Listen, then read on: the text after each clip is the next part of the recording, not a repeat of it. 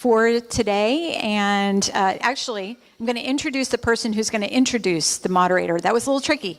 So Doug, if you would come up again. Yeah, you didn't know, right? Yeah. So it's all in the script. I'm going to follow it. Okay, I'm going to turn here for you. So, Doug, you're going to go ahead and read Carol Brady's bio. All right.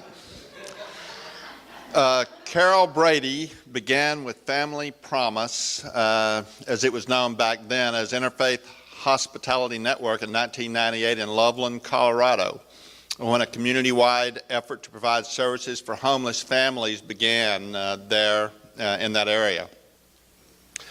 Serving as a committee chair for the group, she wound up as their first executive director. Sort of like me being nominated to do this, I guess. But coming from the corporate world, she approached the position with a view that education and training would be the key to stopping family homelessness, a view that she continues to hold to this day. In her spare time, she became a trainer for National FP in 1999, helping new networks open around the country. She was asked to come to Philadelphia and work with older networks in 2009, or rather in 2009, she came to Humble to conduct a strategic planning session with the Board of Trustees from the Family Promise of Lake Houston. She fell in love with the area and the people and moved here in 2009 and helped to open Family Promise of Lake Houston. So with that, let me introduce Carol Brady.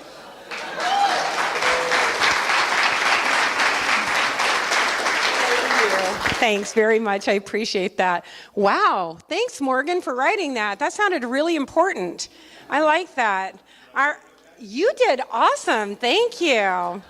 Okay. So, yes, I am happy to be here to be your moderator today. Or I thought it was going to be an MC. I thought that sounded pretty casual and just kind of like I'm just going to ask questions and you guys are going to just get some really great information. And then Judy Cox says, no, you got to be a moderator.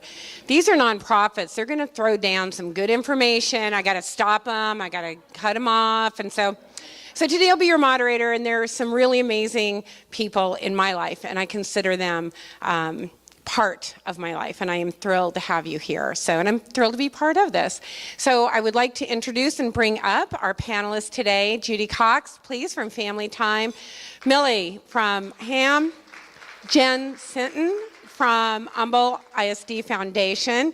And we can't forget Chris from the YMCA. Chris, thank you for joining us. All right, and there will be some time to answer or to ask questions after we get going, but we'll get started. All right, are you guys all settled down? You be nice to Chris, he's new. Don't make him leave, okay? Be nice. They promised you chocolate cake? Oh my gosh, so he wants to get through this so he can have cake. Fair enough, good enough. All right, very good. Well, what a wonderful group of people that we have here. These are true leaders in our community. They're all near and dear to my heart. I work with all of them and think the world of them, so I won't ask you any question that you're not feeling comfortable in answering, okay? All right, good. So the first one is, I'm going to ask Judy. So name the top 3 programs that your organization, Family Time, provides for this community.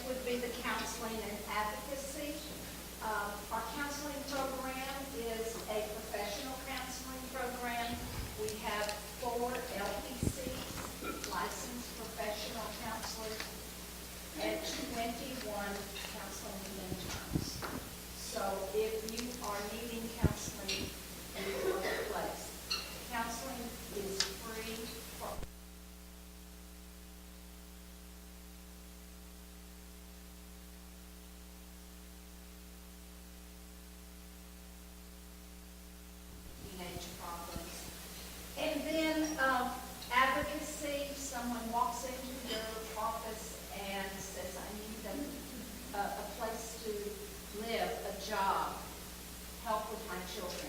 We have case managers that do that. So we have 6 of those.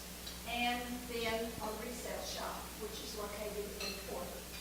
It's been there 22 years. And it not only serves as a resale shop, but it serves as a ministry too. So those are programs. We have been here in this area since 1977. So we are well established. Thank you, Judy. That's wonderful. Okay, Jen, I'm going to jump over and tell us a little bit about the top 3 programs or the top 3 things that the Humble ISD Foundation provides for our community. Microphone. Watch out. I feel how I feel when people are running for public office doing this. This is intense. So our first program is our innovative grant program. So we allow those teachers that want to be pioneers to submit grants to our foundation.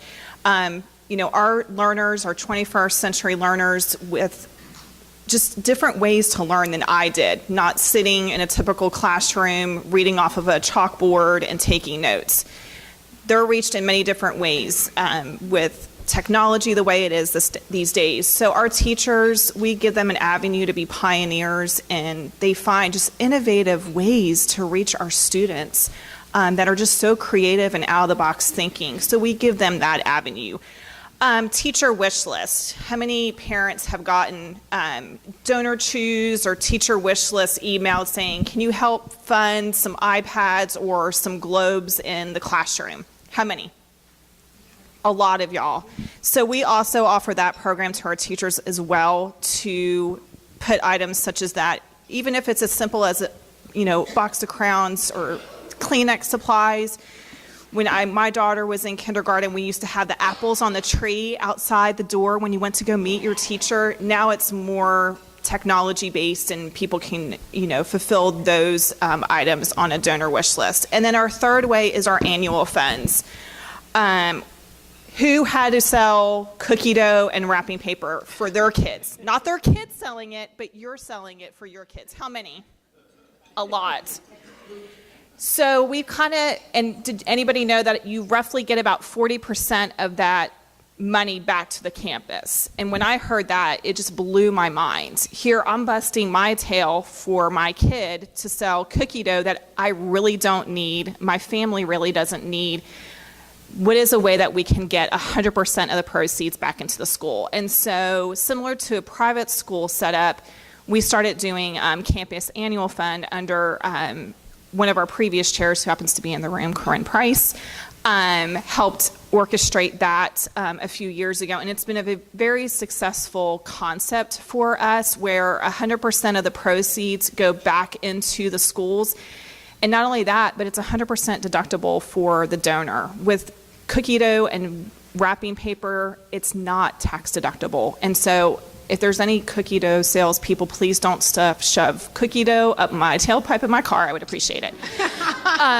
That's kind of our running joke in our board. So those are the real 3 ways that we, reach. Great. Oh, wonderful. Thank you. So we're going to hop down to Chris. I'm going to make you work for it. You got it. Everybody's going to get one. All right, Chris. So the same question for you. Can you talk a little bit about the main 3 programs that the YMCA provides for our community? Absolutely. First and foremost, thank you guys for having us here. And I would just say that I am blessed to be on the stage with these women and their organizations. But the 3 program areas, I guess, that the YMCA does, we do more than the 3, but our academic achievement programs, so ensuring that kids have a safe environment and a place where they can learn freely outside of school time. That's one of the largest programs that we at the Lake Houston Family YMCA are a part of. The second would be social equity-based programs, and so just ensuring everybody has an opportunity.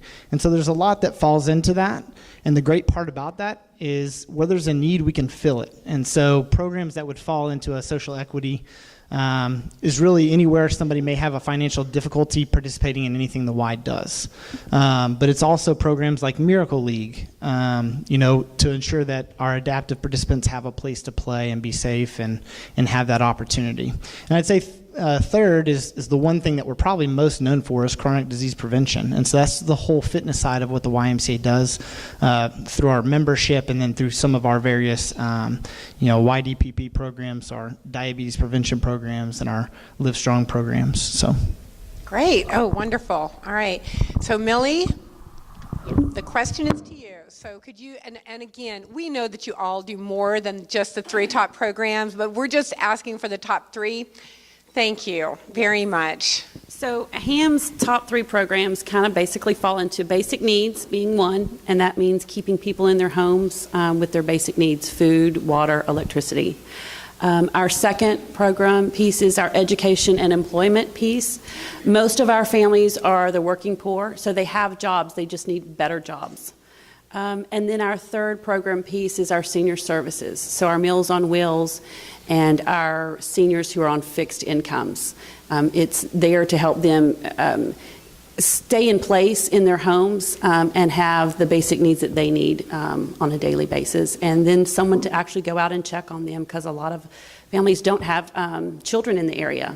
So our senior services are extremely near and dear to our heart. Oh, wonderful. Thank you. I'm going to have you just hand it right over to Jen. We're going to pop around here a little bit. Jen, tell us briefly about the population that you serve specifically with the foundation. So, of course, the biggest population is our Humble ISD teachers and students through our grant program. And I'm sorry, I'm reading off notes because the beautiful Jerry Monbaron was supposed to be here today doing this, and she unfortunately has a severe case of food poisoning. So y'all keep her in your thoughts and prayers as she battles that. We promote fundraising programs such as, of course, the campus annual funds, like I talked about briefly before. Oaks Elementary, this is kind of a cool fact and a very proud fact for our board.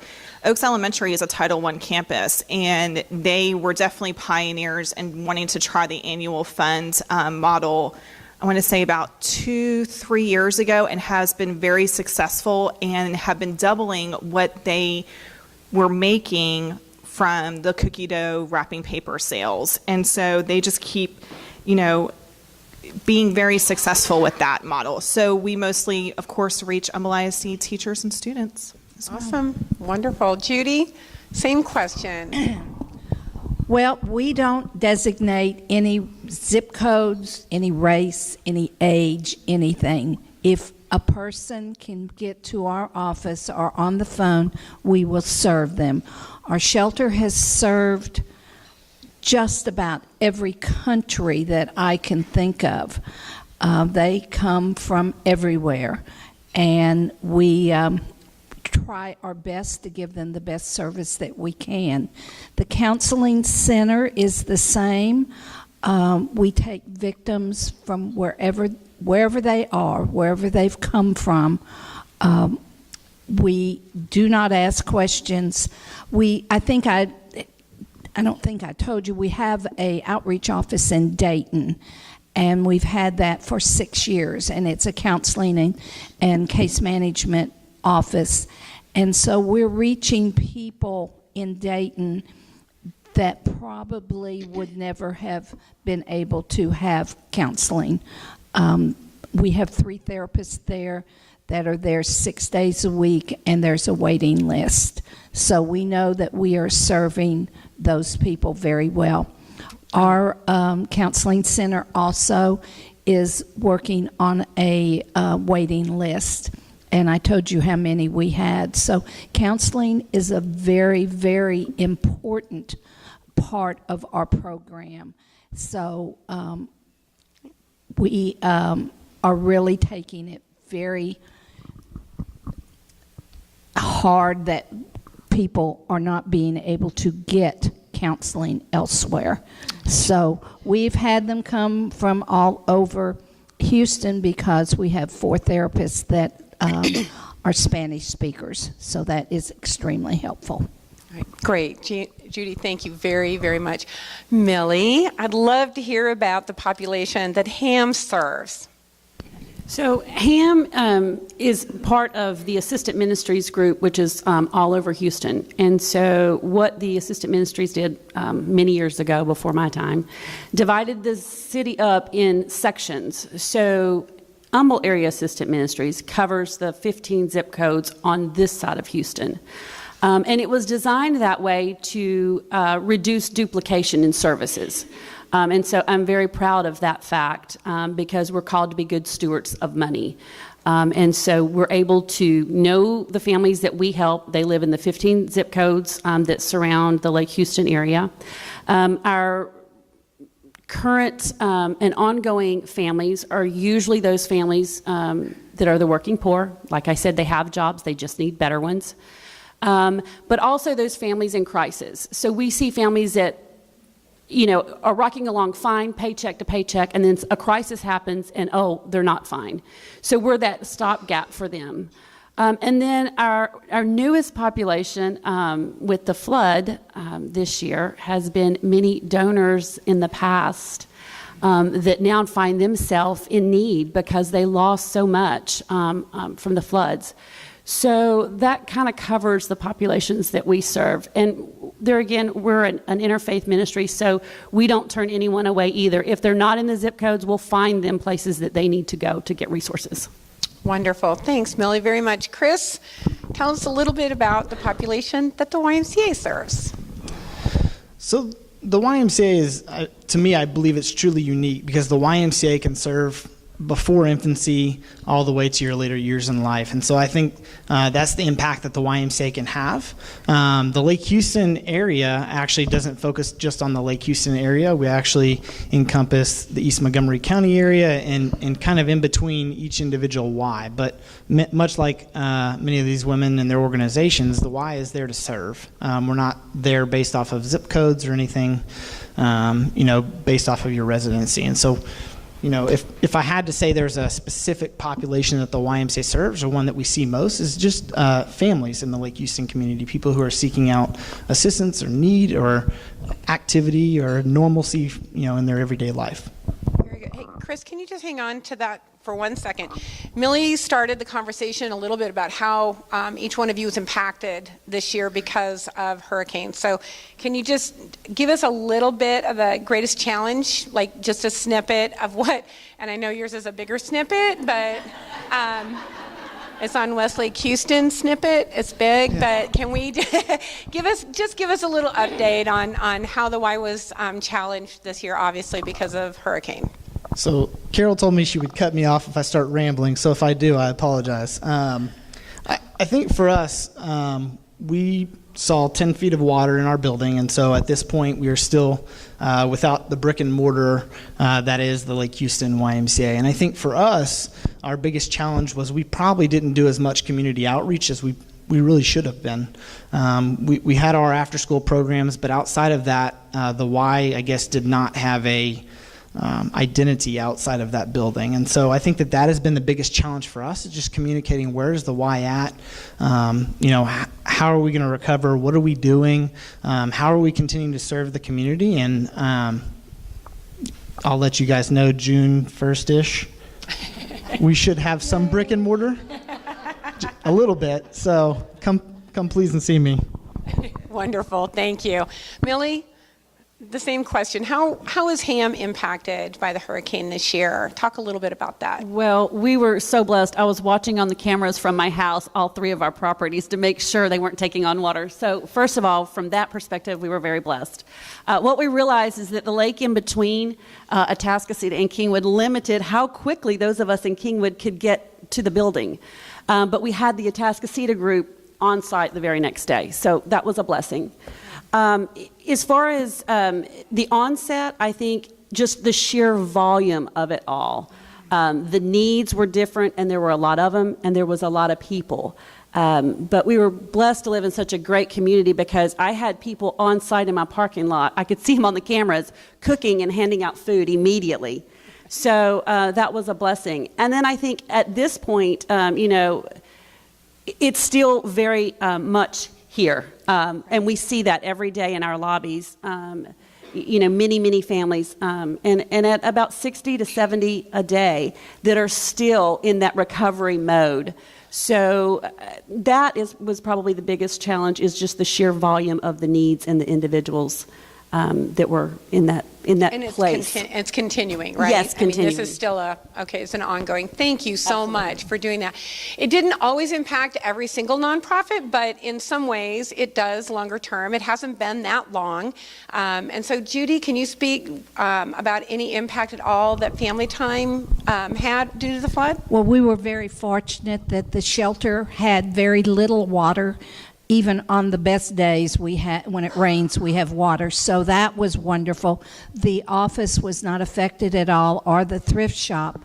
Our location in Dayton, the main building had about 5 or 6 inches, but the building behind, which we used for a classroom, had about 2 feet. So we have not been able to have that repaired yet, and that's on our list for maybe this summer.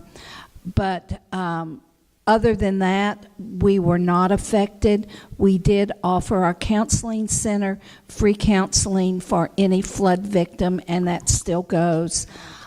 Since counseling is very confidential and I don't know who comes to counseling, I can't give you a number how many people did come, but I know it was a good number. Awesome. Thank you, Judy, very much. Jen, was the foundation impacted, and how? So, of course, our building, since we're housed in the administration building, thank God, that building did not take on water, and I know my husband was very thankful for that. We were faced with just some unique opportunities, making sure that we were able to do things for our teachers and students legally according to our bylaws. So those were just some of the unique challenges. And, we ask our teachers to be innovative. I had to turn around to our board and say, we don't have a playbook for this. So we're going to have to probably step out of our comfort zone a little bit and help our teachers in different ways that we've never had to face before. And so I'm very, very thankful that we have an awesome board that is obviously innovative thinkers and took a step out and allowed us to do that. So I'm very, very blessed for that. Oh, that's awesome. Now I know that you're here for Jerry, so you don't have did she write up a success story? Because that was kind of our next question. This is going to be good for Jerry. We knew we could count on her. She always preps me very well. Awesome, wonderful. Well, we'd love to hear a success story. Okay, I have a great from this success year. story. So give it to us. So one of those innovative ways, we were asking our teachers to start the first week of school, make it as normal as possible for our kiddos. And a lot of these kiddos were impacted. They were either living remotely somewhere else, or some of them were even living on the second story of their home.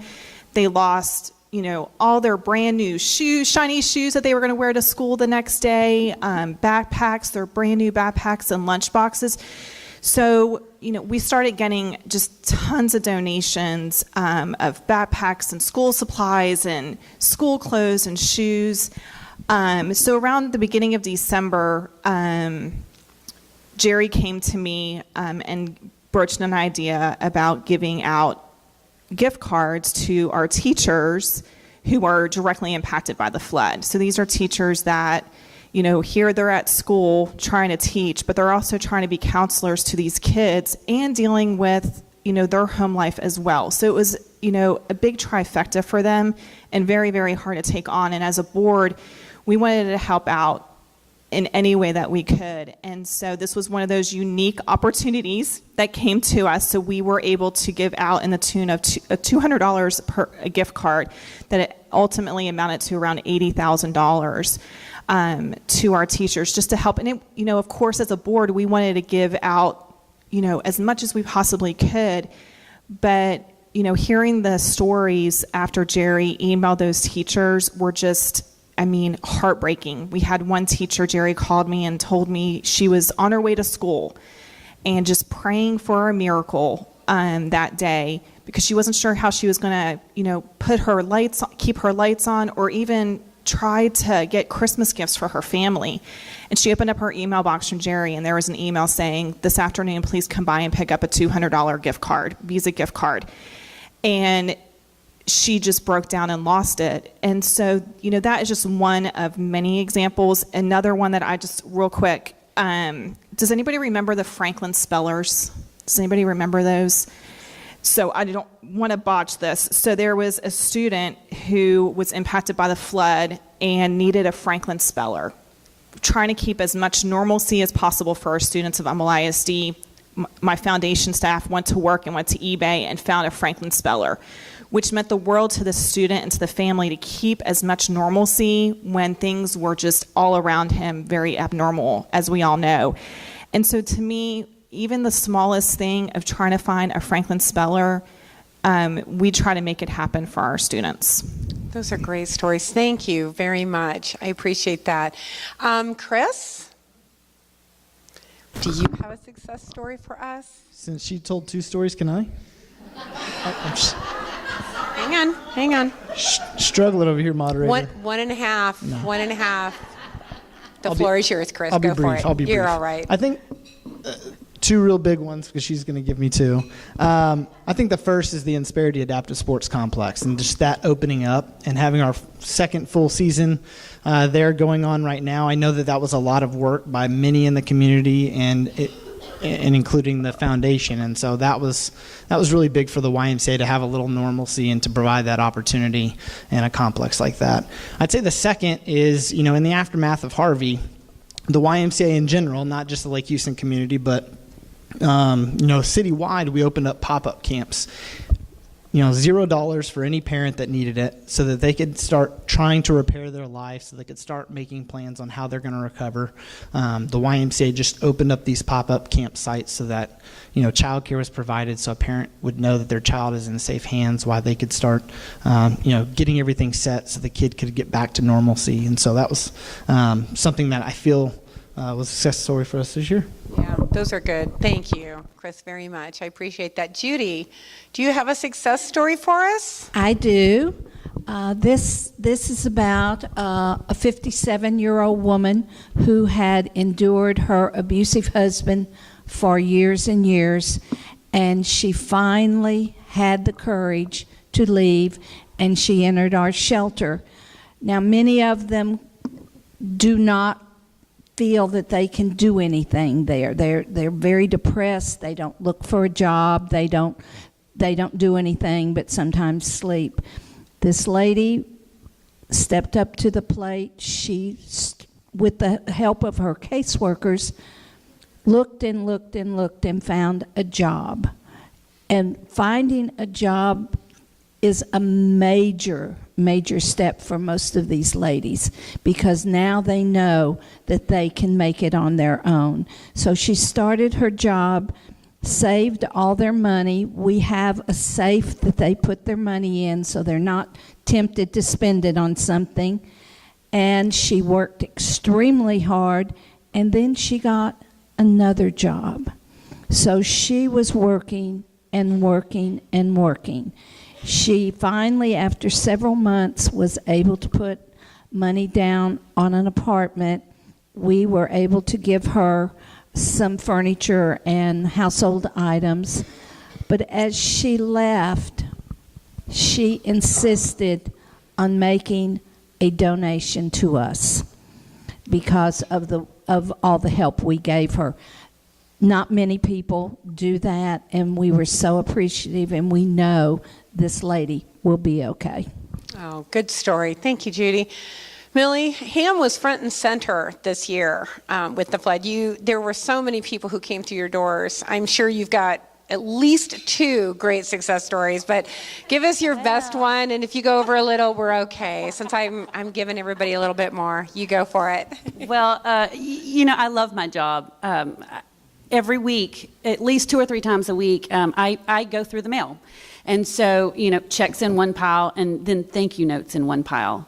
We're blessed to have so many of those clients who we were there for them, and then they respond with thank you notes back to us. So it just is like, wow, it's a breath of fresh air. But yesterday morning, so I was going through the mail, and it was in a regular business envelope. So I'm thinking, check. So, I open it up. Right, check. So I open it up, and it was a plain piece of paper with $20 bills in it, and I counted it. It was up to $1,000. And on the white piece of paper that was surrounding it, it said, this is, and she said her name, she said, you guys helped me with my CNA program last year.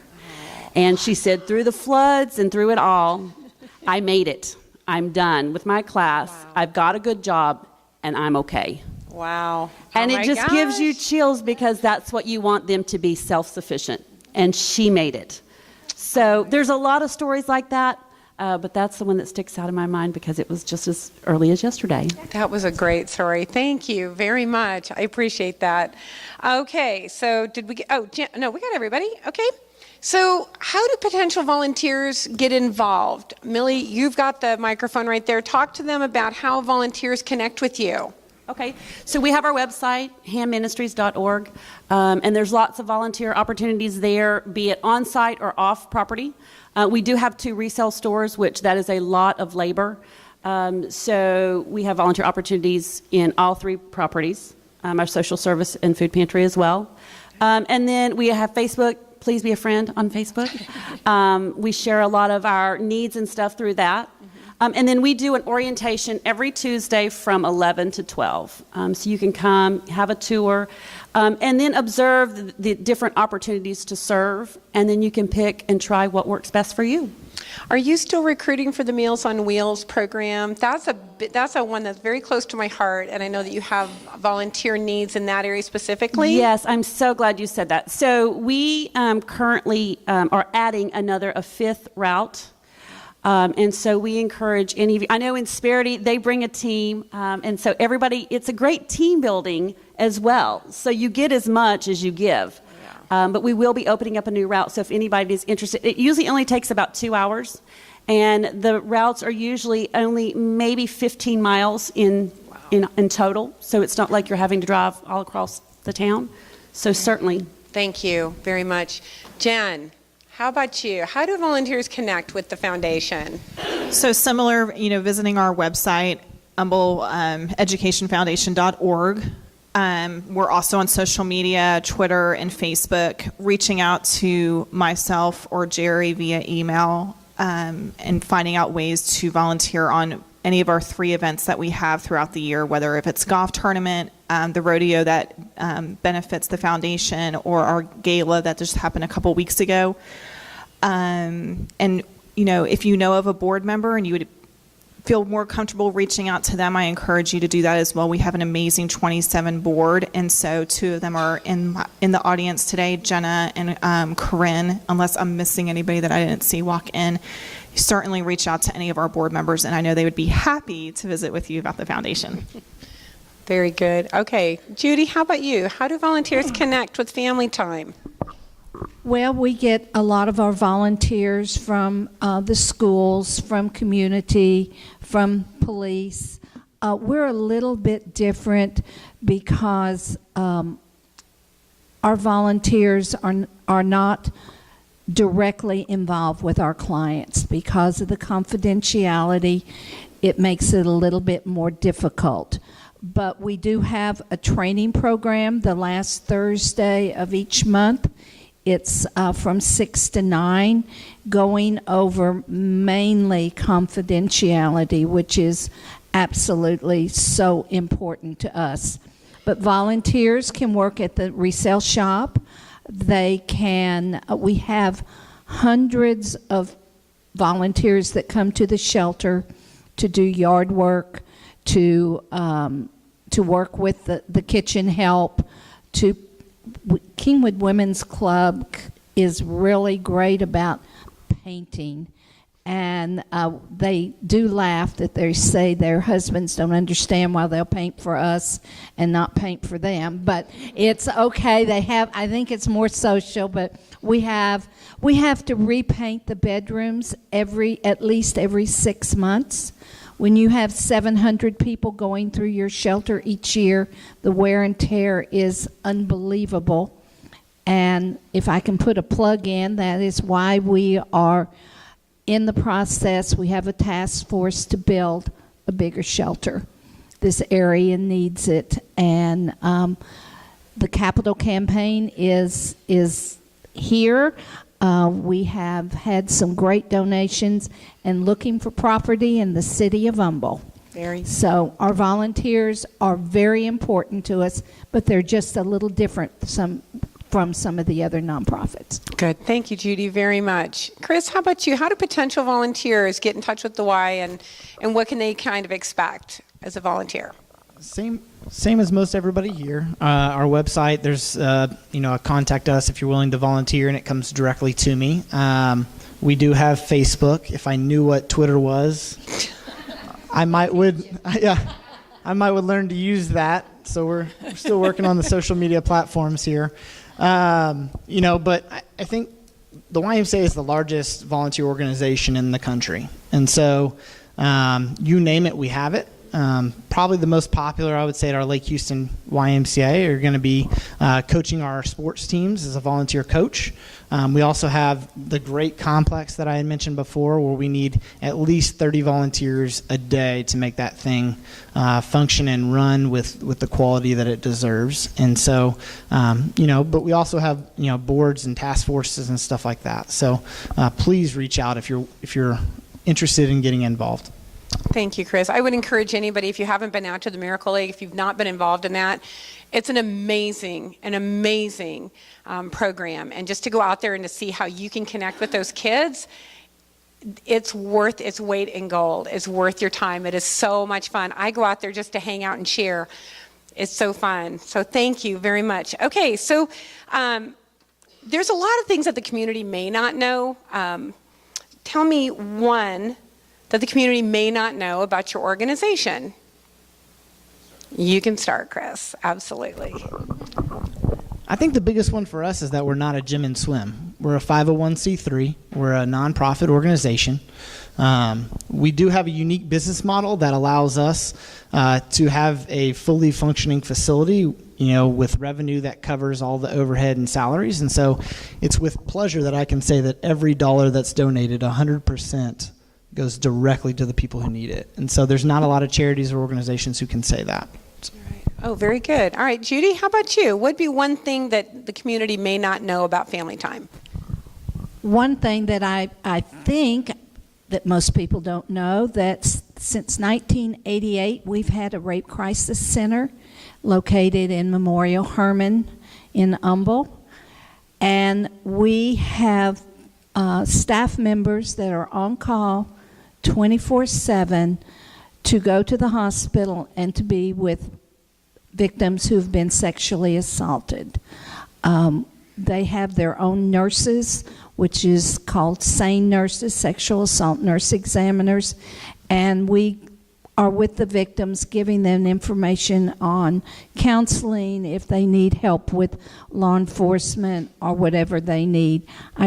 I'm positive that most people don't know that. And as I said before, our services are so confidential that it's not anything that we publicize, but I think that's the biggest one. Okay, great. Thank you. I'm going to skip over you, Millie, for 1 second. Jen, how about you? What would be the one thing that the community doesn't know about the Humble Foundation? So the one thing, and it's probably in my top 5 of the proudest things about our district, is our teachers. Each year we do an employee campaign. Our teachers give so much of their time and effort teaching our amazing students.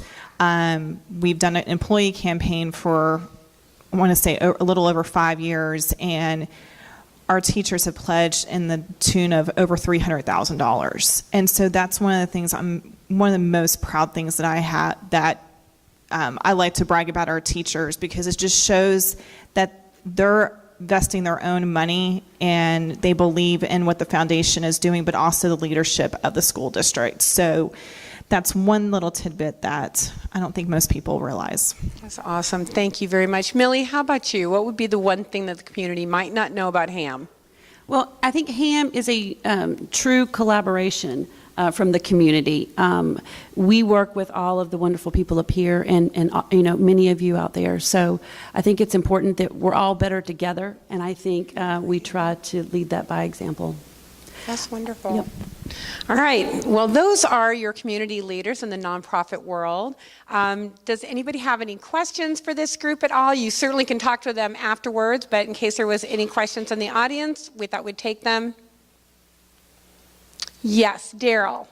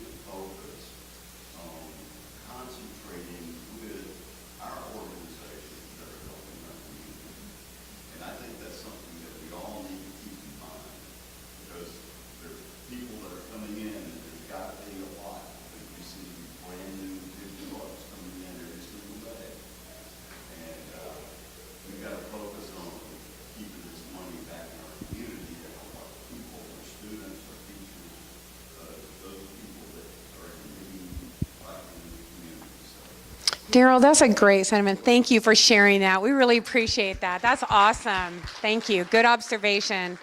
Jenna, did you have your hand up? I was just wondering how everyone works together. There are opportunities where you partner. I know that some of the services overlap, and how do you work together to coordinate those efforts? Okay, anybody? I know the answer, but I think it's important. We work with Ham.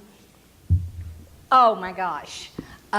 They have a program for housing that we don't have and are able to get. So we work with her caseworker on that. We trade back and forth meat and vegetables and whatever. I think we have a great working relationship. There again, and the why, we have kids that go to camp, thank goodness, on scholarship. This year. This year. Right? Right, Chris? It's being videotaped, Chris. Just thought I'd mention that. There's a camera right there. Just, you know. And then with the school district, those families are our families. You know, while the kiddos are in school, their parents, you know, could easily be sitting in the lobby. So we work very closely with their With all counselors of and them. things. Yeah. And then the foundation with the Adaptive Sports Complex, that was a huge partnership and a huge undertaking that required an amazing partnership with so many. So They do. They all work together. Okay, Mitzi, thank you, Jenna, very much. Mitzi, you had a question? So we've heard so much about you guys, and I adore each one of you. But I would like to also hear what does Family Promise do, and what is something we don't know about Family Promise. Mitzi, thank you. I appreciate it. It's not my day. It's these guys' day. Thank you. You know, one of the things a lot of people, we do all work together. I work very directly with each one of these wonderful, wonderful people. A lot of people don't know that our families in our network, our kids are granted scholarships for after-school care, as well as sometimes some summer scholarships as well for our kiddos who aren't already in after-school stuff. So we're very grateful. Ham, it's almost a daily thing. And so, and honestly, everybody that we're serving in the community is the same as that. But thank you for asking. I'll be able to be up there next year. I chickened out. I wanted the easier job and stand up here this year because you know how much I love public speaking. So next year I'll sit there. But thank you for asking. All right. Any other questions from anybody?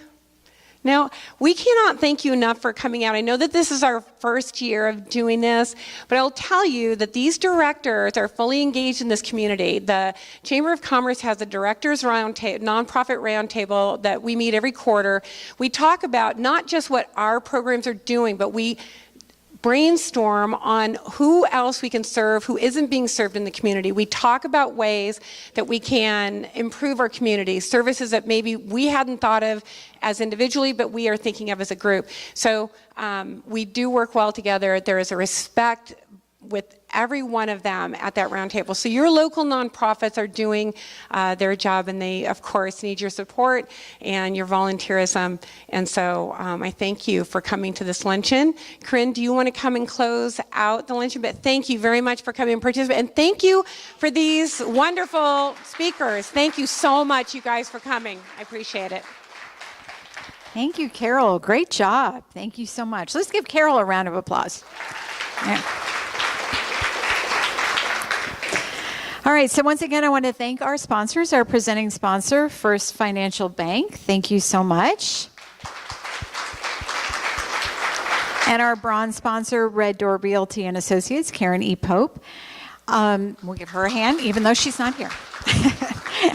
I'd like to remind you to visit the Chamber's website for any information about our community. They keep a great running dialogue of all that is going on. There's so much going on in our community, as well as any upcoming events that the Chamber is involved in. And so at this point, we are dismissed. Thank you.